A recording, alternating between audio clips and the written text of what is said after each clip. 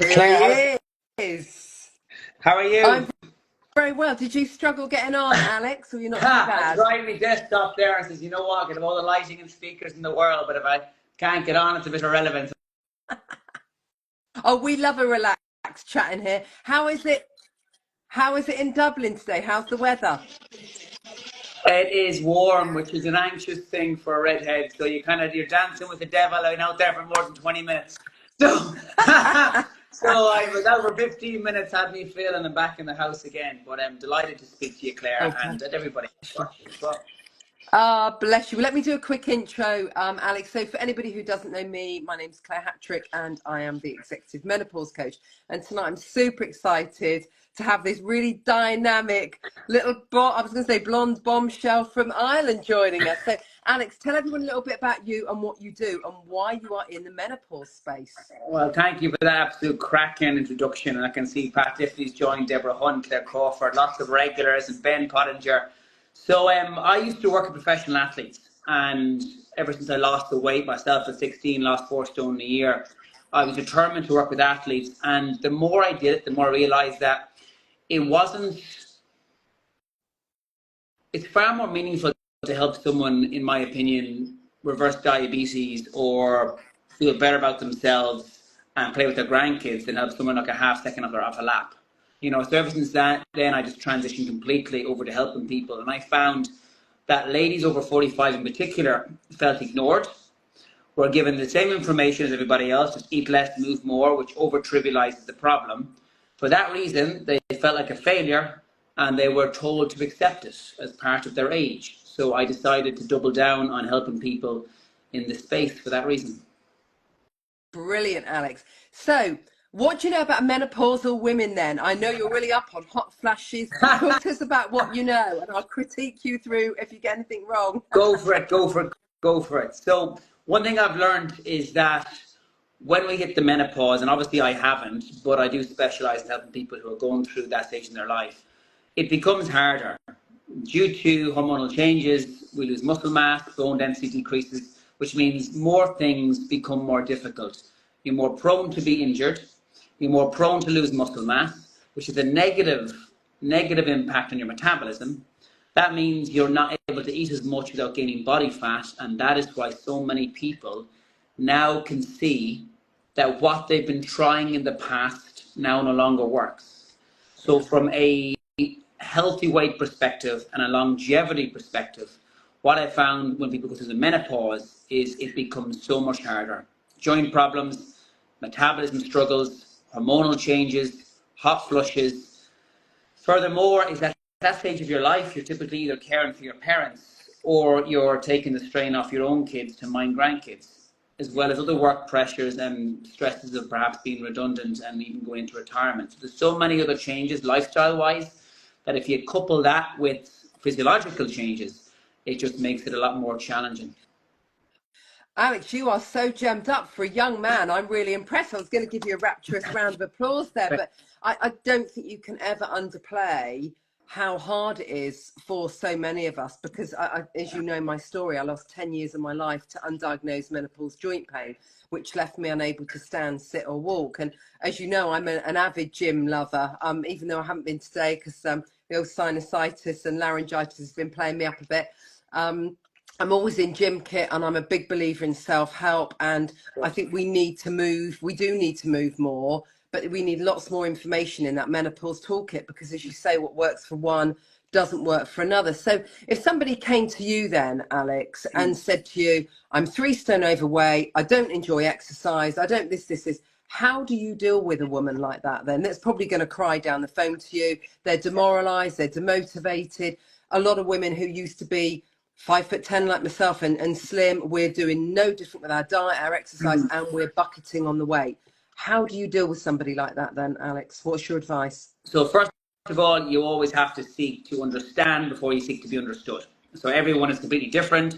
What we do with one person is completely individualized versus somebody else. So what I found in terms of roadblocks that makes it difficult for people to start, because a good start is half the battle, is we start to trivialize the problem because we've never had a weight struggle before and it's only happening now, and we feel that if we keep doing what we've done in the past, that will work. That's a hurdle I want people to avoid. Yeah. Another hurdle is self-doubt. So many people here have tried diet after diet, and diets don't work, by the way. Yeah. It's temporary. And if it's temporary, you shouldn't start it. So the first things we would do is we reduce fear and reduce self-doubt. We would also stop the person from trivializing the problem and recognize that they haven't failed. It's the methodology they've tried that's failed them. That's a Okay. really important distinction. So those two things increase that person's certainty in what they're deciding to do, which is change It's a their bit life. of self-belief, really, isn't it? Because Absolutely. women, we're absolutely flawed. 25% of us going through menopause. So to have all this on top and have people saying, "Do this diet, do that diet, incorporate this in your diet, take that out." As you know, as a dietitian, we need lots of colourful food, don't we, Alex? I'm not going to take that away from that's your job role, not mine. But I think that women are taking so much out of their diets that doesn't work. They add it back in. And it becomes, we're on that hamster's wheel of total mass confusion.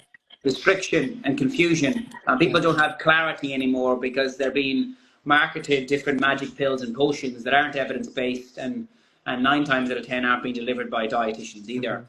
So to answer your question, we address low self-belief, we stop people from trivializing the problem, then that person becomes aware that this isn't straightforward. It isn't something that we should Not a just do. quick fix. Exactly, not a quick fix. And telling someone just eat less, move more is like telling someone having a panic attack to just calm down. It doesn't do anything. It just makes that person feel like a failure. Then we fully understand their preferences, time budget, responsibilities, who they're caring for, who are their dependents, who are they looking after, what can they do, medical history, family medical history as well. Also, possible things that can be making it challenging, unsupportive partners perhaps, or perhaps them not coming first, very, very common. And then from that, we build a bespoke plan around nutrition, training, and mindset, and we support them on a one-to-one basis all along the way. So who's we then, Alex? Tell us a little bit about who's in your gang, as it were. Yes, so we have a broad team now, thank God, with all the support from all these wonderful ladies that I've had the pleasure of meeting in person, actually, quite a lot. We have a Brilliant. team of psychologists, mindset specialists, dietitians, nutritionists, personal trainers, menopause consultants as well, and also we have behaviour change coaches as well. So that means it's holistic. It's a full MDT or a multidisciplinary team, because I'm the first person to raise my hand and say I certainly do not know everything, and I'll always be a student, and it's why I surround myself with people who know more than me, and that way I keep growing as well. Like Brilliant. yourself, So, Sarah, like yourself. no, you're doing very well so far. I don't think you've come out with anything that I wouldn't agree with. That's brilliant. So why, tell a little bit more about you, Alex. Why a dietitian? What took you down that road? So my own weight loss journey, definitely. I was really low in confidence. At 15, 16, I was called in school Fred, fat and red. I was called fat boy, not slim. And then that went on to me doing 4 degrees to a master's level. And then I decided, well, what is the gold standard in terms of nutrition? Because I have a real interest in this. And it's dietetics. So I spent 4 years in university doing that, 6 years in total, and worked in the NHS for 2 years. I enjoyed it, but I found it frustrating that because of a lack of resources, we were doing 15-minute consultations every 2, 3 months, and that's not enough. It's not enough. So I decided to start out on my own, and then very thankfully it's blossomed from there. And I'm going to give a big shout out to all the ladies watching from the Inner Circle, who's our private community, who have just built this incredible family, and it's down to everybody in it, not me, that's made this a big success, and I'm very grateful to everyone. Oh, that's lovely, Alex. And it does, teamwork makes the dream work, doesn't it? 100%. So at the end of the day, then, look, I've got so many questions to ask you, even myself. So obviously you're out in Ireland. Can you work with anybody in the UK? Can you work with anybody in the world? How does this work? Of course. So short answer is I'm kind of half in Ireland, half in Scotland. So my wife is from Glasgow, so I'm over in Scotland literally. Oh my goodness, your accents together. Yeah, absolutely, absolutely. I'm from the west of Ireland. She's from Glasgow. The compromise is we're now based in Dublin, but we're over back and forth in Scotland, and the UK all the time. I have a lot of family in Common, in Birmingham, and Leicestershire as well. And yes, to answer your question, everything we do is remote. It's one-to-one, and it is remote. This way, we can speak to people 6 days a week via phone calls, messages, or voice notes, as opposed to meeting someone face to face for an hour a week. When, let's face it, the other 67 hours of that week is when we need the help. Yeah. When we're home in the evening, stress eating, boredom eating, and tired eating start to play their part. And that is a massive problem with a lot of menopausal women. I've been there, the big sugarholic that I was, and I don't think I ever realised how damaging sugar could be for your low mood, anxiety. I used to wake up in the morning feeling really anxious, Yeah. really stressed out, and yeah, in a really boring, horrible place. But thank goodness I would go to the gym. But that became a really awful habit for me for probably about 10 years. And I never realised how damaging it could be for your mental health as well as your physical health. Because you've got guilt afterwards. You beat yourself up, you're hard on yourself, and then Going we have these, in some more. absolutely, and we have these expectations of ourselves that we have to either have full control or no control, when actually success in terms of comfort eating and emotional eating isn't to completely stop it, it's to reduce frequency. And that needs to be celebrated. That needs to be celebrated, because you're never going to get to a stage where, well, I think it's really sad if someone reduces the frequency of comfort eating, does it once and feels like they've just completely failed when they haven't. It's just they've reduced frequency, and that's really important. Some questions. So why do ladies struggle with their weight around menopause? Let's go back to real basics, Alex. 100%. So, main reason is hormonal changes that lead to a loss of muscle mass. That is the number one. That is why people say that what they've tried in the past stops working. That's the number one reason. So if we have a loss of muscle mass due to hormonal changes, that means that we have a lower BMR, or basal metabolic rate. So for that reason, people then go the other way and they start going on like fad diets or over restrictive diets, where they over restrict their calories unnecessarily. Yeah. When that happens, that then contributes to even further muscle loss, again leading to even a further downward spiral of it becoming more and more difficult. So that's the number one reason. There's loads of others. Not coming first is huge. And I don't think that's just women who are going through the menopause. I think women in general are more selfless than men. I can say that confidently as a man. I think that we're brought up in a world where we're taught that to treat thy neighbour how we'd like to be treated, but no one talks about how we should treat ourselves. You know, and a lot of people Self-love. watching this. No, we're not good at that. Absolutely, and I'm confident a lot of people watching this speak to themselves in a way they wouldn't speak to a loved one or a son or a daughter or a grandchild. And that's something to recognise, first of all, before we can even address it. Yeah. What are the things that you've done to help ladies pre and post menopause? And talk to me about some of your success stories, because you've got some amazing pictures. If anybody isn't following Alex, please give them a follow. I'll put all the details after we put the chat up. But your success stories are amazing, Alex. Tell us, go on, brag. Now's your moment. Well, as I say to every lady, Deborah Hunt is watching this, I'll say to her too, it's her sweat on her shirt, not mine. So she did it, not me. So I appreciate like no one can do your push-ups for you. She's the person who's done it. And as everybody else, Denny Phillips, for example, had a spinal stroke 18 months ago, was in a wheelchair when we met her. She's now walking at 69, jumping out of airplanes and doing Tough Mudder events. Wow. Deborah Hunt went from a size 24 to an 8, reversed diabetes completely. Her asthma is now dormant, normalised her blood pressure. Barbara Varr. Did you say size 24 to a size 8, Alex? Yes. Sorry, it's his accent, everybody. Size 24 to an 8. In what period of time? Because 2 years. 2 years. That's colossal. And give me a rough idea of what you would expect from somebody, or, what's their fitness regime? What's a rough week for somebody like that? What would they be eating? So the most important answer to that question is they eat what they enjoy eating. Okay. So you can't tell someone what to eat. If they don't enjoy it, they're not going to eat it long term. Yeah. And it's about sustainability. We specialize in sustainable weight loss, not quick fix weight loss. So at the beginning, they give us all the preferences, foods they like. Most people report they're eating more, actually, than they normally would eat.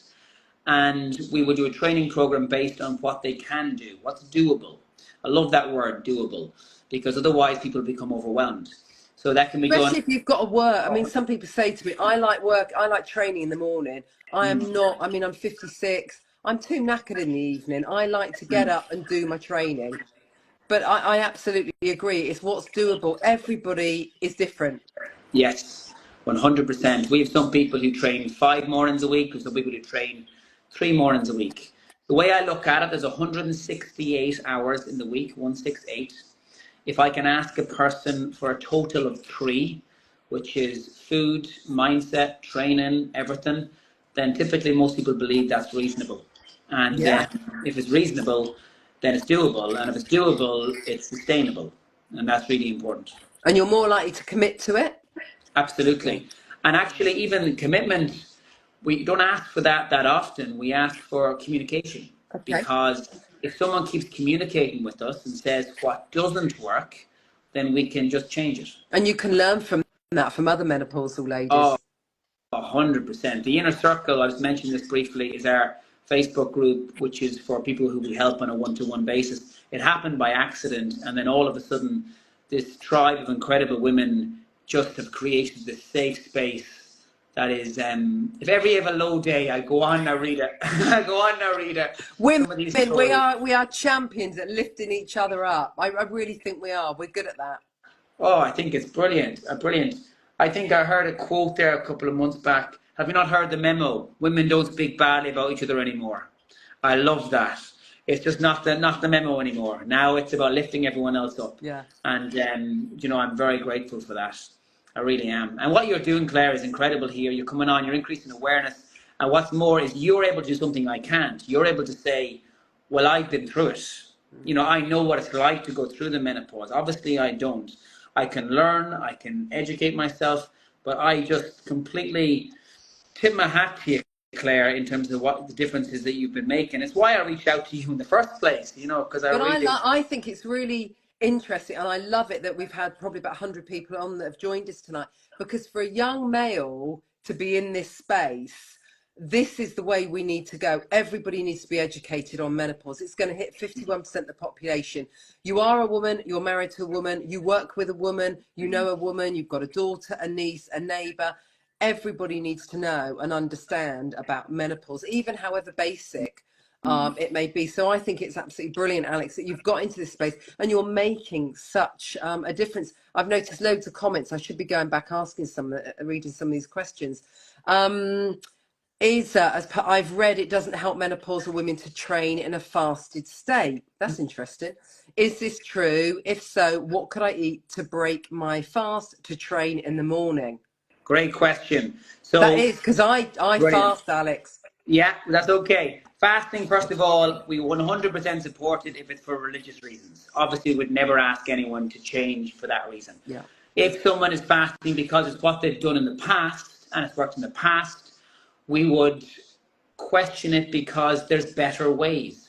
Okay. When we're fasted, we move into a catabolic state, which is the posh way of saying we start breaking down muscle.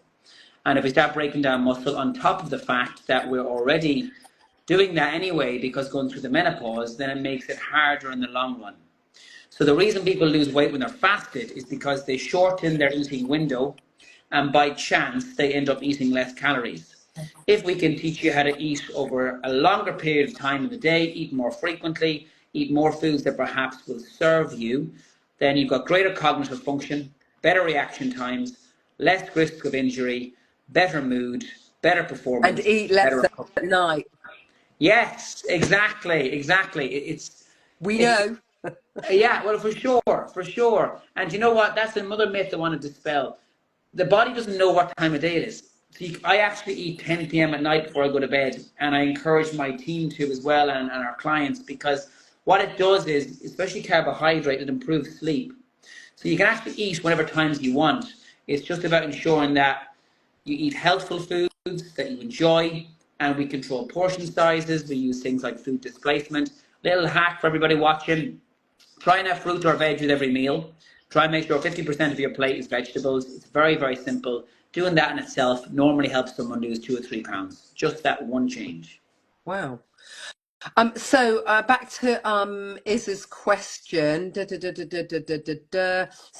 does it matter if she's training in a fasted state? What does that do with our metabolism and our weight loss and gain then, Alex? Ideally, we would like you to have some carbohydrate and some protein before you exercise in the morning. This can be really, really small amount, half a banana and 3 tablespoons of low-fat yogurt. Like that would suffice. Something small, just to break the fast, and then have your main meal perhaps after your breakfast, or up to an hour after your training, or up to an hour after your training. Okay. Another question. If women are on medication, how would this affect her? I don't know what medication that is. Yeah, so it would depend on the medication for sure. And some medications do make it more challenging, 100%. And so do many conditions like PCOS or underactive thyroid. However, regardless of what medications that you're on, the process of finding a sustainable mechanism that works for you and your preferences remains the same. Okay. So just because there's limitations doesn't mean they're limitations we're going to lie down to. And that's very important. Okay. How I think they mean a hiatus hernia influences dieting and exercise. I think that's Joanna's flower power. Yes. So yeah, a hiatus hernia would be a influential diet, wouldn't it? 100%, especially with spicy foods, alcohol as well. Certain foods that cause reflux, which is more common if you do have hiatus hernia. So be wary of that, definitely. And if you've been given advice on certain things you can and can't eat from a dietitian, like don't discount them. Don't discount them at all. And then there's exercises you can do around a hiatus hernia that doesn't hold you back as well. It doesn't have to be all or nothing or black and white thinking. Ask yourself, what can I do? What can I do? That's really a really good point, Alex, because through all my joint pain, even if I crawled around the house and outside on my knees for nearly 10 years, I always tried to go to the gym, even if I could just do, working around knees, hips and elbows. That's really difficult when that's the whole body is really knocked out. It wasn't one side, but I think you're right. There's always something. I would always lay on my back. I'd do toe steps and anything, do some abs work. There's always something that you can work around with a whole host of ailments. I watch people in the gym and I know that they've got ailments, but they work around them. They don't run anymore, possibly. They might cross train, less impact on those old joints. Wait till you get to our age, Alex. It's coming. So for sure. How do you maintain your weight now then, Alex? Are you still following a similar regime to your menopausal ladies? So I suppose, like full transparency, I've been maintaining my weight loss now for 20 years, but I still have difficult times as well. There's still times when I find myself slipping into certain habits. Like even at Christmas time, I found myself gaining half a stone and then I've lost it again since. So I still have struggles myself, 100%. And I do gain weight quite easily. So that's something that some people will notice as well. I do it by training regularly. I'm now doing powerlifting. I personally train 5 days a week, 10,000 steps a day, and I have fruit or veg with every meal. And I actually eat 7 times a day, so I eat a lot of food. A lot of food, yeah. I look like Mrs. Blobby if I ate 7 times a day, Alex. Well, for sure. Well, I hear you. And to be fair, that's part of the reason why I train. It allows me to eat more and eat more frequently. But just going back to what you said about the joints, a couple of things people should know about that. Out of all of the things that can be, I'm using the word cured here with exercise, specifically resistance training, arthritis and osteoarthritis, which is very, very common in ladies who have gone through the menopause due to reduced bone mineral density, is something that is very curable with proper resistance training.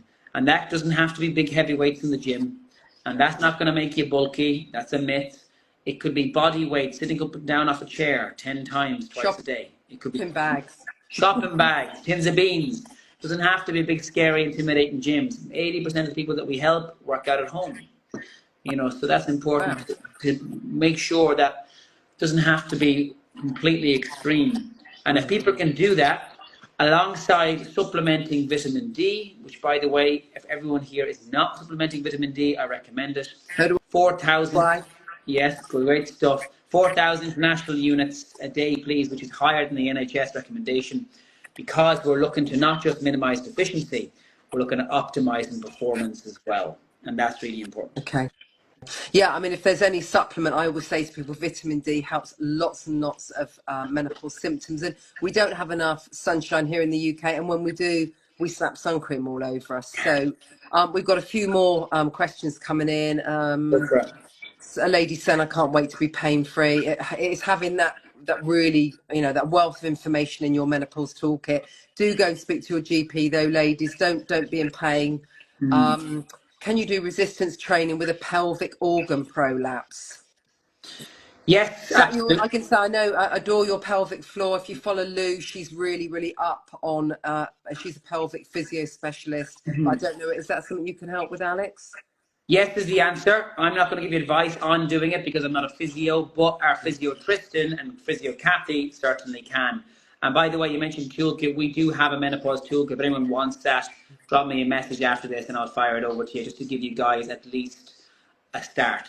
A start to lose the first stone. And that's the easiest part to lose, definitely. What an offer. Alex, we'll put that in the comments below. Deborah has said, I have osteoarthritis in my left knee since working with Alex. I can do Bulgarian split squats. So resistance training is definitely help. That's just showing off. What is a Bulgarian split squat? That's the Deborah Hunt who's went from a size 24 to an 8. That's the lady right there. So can we give Deborah, I'm going to embarrass her now because I know her. Can we give Deborah a massive hand, guys? And just loads of love in the Absolutely. comments. Deborah, you're Ultimate a respect, superstar. Deborah. Wow. Yeah, That's superstar. absolutely phenomenal. Absolutely. Wow. Wow, wow, Superstar. wow. So what is a Bulgarian split squat then? Split squat is when you're doing a lunge, Yeah. except you've got your back leg up on a bench or a chair. So you're doing a lunge with your back leg up So on a that chair or a bench. is a lot of pressure on your knee. Absolutely, absolutely. It is like quite an advanced level movement. So the fact that Deborah's doing that now is just testimony to what That's kind of just showing off, Deborah. a not at all. She's the opposite, actually. If you meet her, she's the most Very humble selfless. person. Oh, she's so humble and a bread. She jumped out of a plane, by the way, as well for charity. We've raised 122,000 Wow. now for charity, and she jumped out of a plane before Christmas as part of raising money for stroke, which is amazing. Absolutely brilliant. Well done. Any other vitamins that you recommend, Yeah, Alex? Another, I think the lady has asked the yes. question. What else do you recommend? Magnesium, 300 milligrams, magnesium to supplement it. Great for In my sleep. opinion, yes, for that reason alone, absolutely. Most Mm. people, while they can have a magnesium rich diet, aka having beans, yogurt, green leafy veg, still have a certain degree of deficiency. If you start to get loose stools, obviously pull back on it, but most people can easily tolerate 300 milligrams. Sleep, in my opinion, is the number one catalyst to all of this. Yep. And you'll know this, Claire, better than I will, and that is when sleep is impacted negatively due to the menopause for a variety of reasons, then it's very hard to be motivated to do anything the following day. So if we can fix the sleep aspect, then everything becomes easier. I don't second that. I first that. I lost 2.5 years. I used to stand up against a door frame to sleep.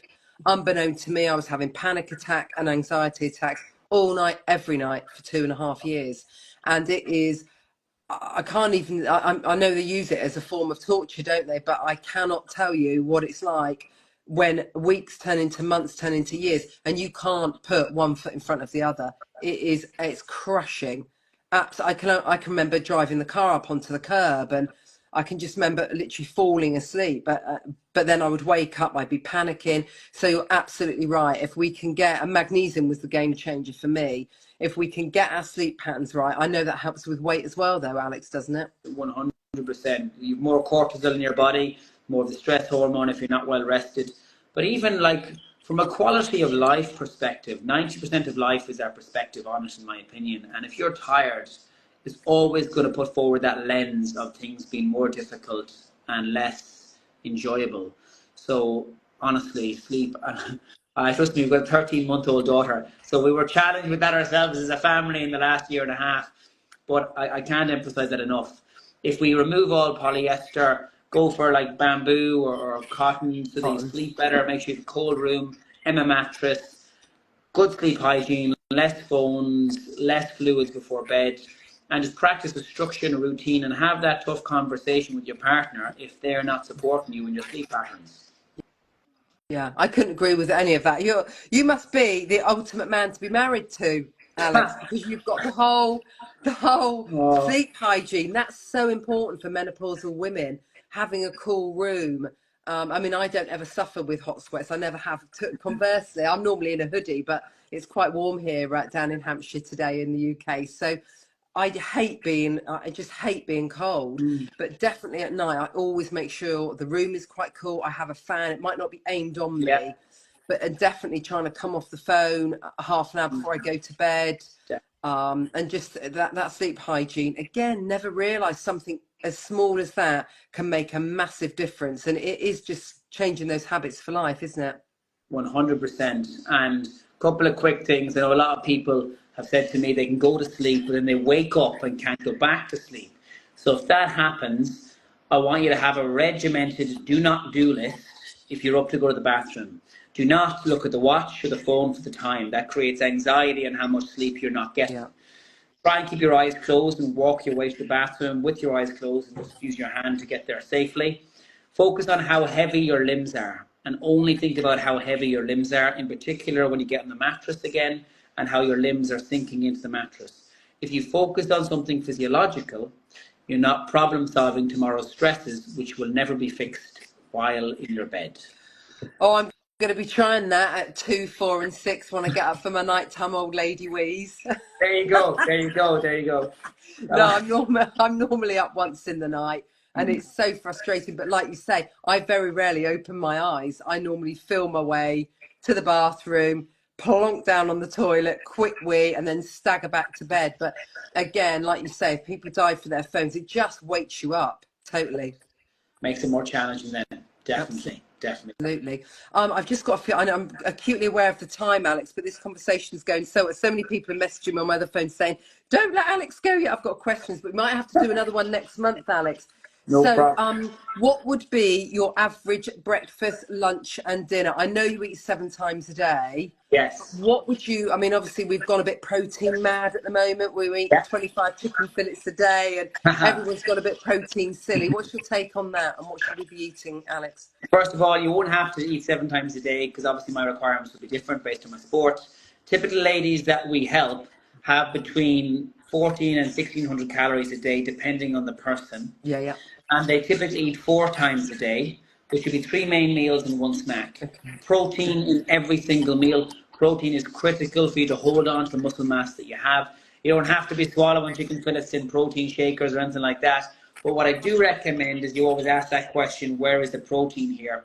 Swapping milk for Greek yogurt is a great way of doing it, food replacement. Adding chickpeas, beans to chili con carne, making sure that you do have lean sources of meat, like chicken wraps, like real food. You don't have to go have like posh organic salmon or quinoa at every meal, like real food, like a whole grain wrap. I do one with chicken, lettuce, extra light mayo, dried cranberries. Very good. We're Highly going to do recommend. we're going to do a cook dinner with Alex next time. What Get you- me in the kitchen, Alex, and we'll we'll, This is we'll where do my a wife live would while you're cooking. This is where my wife would jump in now and make fun of me. I'm not the best cook in the world. I never claim to be. I want things to be simple, easy, and fast, and that way it's But sustainable. that's what women want. We don't want to open a recipe book and we've got 40 ingredients that aren't in the cupboards. We live in such a fast-paced life, don't we? We are that sandwich generation where we're looking after, I think you said earlier, our elderly parents. Some of Mm. us have got younger children. Some of us, my girl, my twins are 26 now, but I've got a lot of friends that have still got teenagers. You've got testosterone-fueled sons. You've got daughters with periods, and you've got dad in the man shed, and it is a really busy time for us. So anything that makes it easy, I think, is absolutely brilliant, Alex. We want simplicity. I think we don't want complication. Has to be simple. Simple, doable, sustainable. If it's not sustainable, we shouldn't be starting it because there's an emotional and physical cost to starting something that you know deep down you can't sustain. Mm. I just want to pick up a couple of ladies. I think there were ladies have mentioned fibromyalgia. Now, I'm probably going to throw this out there, and I'm a little bit brave. But I was under 11 consultants, and I was told I had arthritis, fibromyalgia.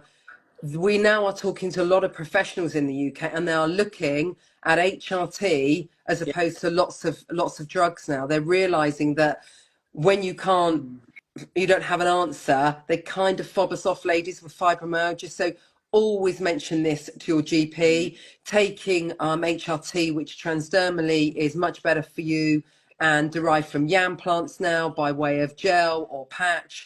You know, it's been given a real bad press, HRT, but I wish I'd have had that in my 40s. I wouldn't have lost 10 years of my life to undiagnosed joint pain. I mean, I can still do the splits at my old age. And I remember that I saw one of the top guys in the country and he went, Claire, you haven't got fibromyalgia. I said, you're giving that diagnosis out like Smarties. So all my friends that have got it, because there's got to be 30 of us that have got it, everyone stops exercising. Yeah. We put on weight. You then put more pressure on your joints. And I'm not saying that people haven't got fibromyalgia, but I always question a lot of my friends that have got it, rather than taking all these prescription addictive drugs, try some HRT for 6 months and come back and say to me that you don't feel a damn sight better. And I'm not a pro HRTer because I can't take it anymore, because I had an intolerance to the progesterone where I was constantly bleeding for 2 years. So I was mortified after a mere 2 years of being on it when they said, you've got to come off of it, Claire. But I'm still pounding the gym 4 or 5 times a week. And I am so post-menopause now, I'm aware that those remaining hormones can fluctuate. But I think I'm definitely personally through the worst of it. So just be careful when, you know, they're giving out fibromyalgia, because I think it stops women from moving. I know. And then if you've no energy and you've joint pain, everything's harder anyway. I think that preventative is obviously better than cure. Yeah. Try not to compare yourself to people who perhaps have got bigger weight struggles than you, because that downplays your problem and leads to procrastination. We put things off, which is typically going to make it harder for yourself because you've got a bigger amount of decline then. And then if you can do those things, you can minimize joint pain. And with fibro or with ME as well, when people have these disorders and struggles, it makes it challenging, but that does not mean it's not doable. It's about looking at energy tokens. When have you got the most energy? What are the triggers that lead to you having less energy? What times of the week do you have more energy? How can we make hay when the sun shines, and use your high energy windows to do things that will give you more energy, like a walk or exercise or a swim? And on that note, Alex, I could talk to you all night, but we'll do it again next month. You're an absolute powerhouse of knowledge where it comes to exercise and diet. And I think that's what women of this age need. They need somebody that offers the whole package, because you can do the mindset, but then you won't do the exercise. If you don't do the exercise, you're not doing the diet. I think it does come as a package, and I think it's absolutely amazing what you're doing. Obviously, all your ladies of Joint tonight, and thank you so much. If you're not following Alex, do give him a follow. And again, if anybody would like to follow me, feel free. And Alex, we'll do another one next month. You up for that? 100%. I've Because I've got enjoyed so this. many questions, but I know you've got a young family, and I know you want to get off now. I But do. definitely, guys and gals, if you'd like Alex to come back next month, let's have another chat, because I think there is just, you know, so much we can discuss, Alex, and you're there to help women. And I love it that you're a young man helping old women like myself. Claire, you are a force of nature and a breath of fresh air. I can't thank you enough, and I mean that. Ah, bless you. Keep being amazing. Thank you so much, everybody, for joining. You're so exciting to talk to and motivating, Alex. I love it. Yeah. Hopefully, I won't sound like a man next time. I do apologise. I've got laryngitis, sinusitis. So yeah, I've got a bit run down of late, but I'm going to leave the gym for this week, which is really hard for me because normally that's part of my routine. But thank you so much for joining, everybody. And Alex, absolute massive thank you to you across over in sunny Ireland. And we'll do it again next month. For sure. Looking forward to it, Claire. Thanks, everybody, for watching. Thanks, Bye-bye. Alex. Bye. Bye-bye. Bye-bye.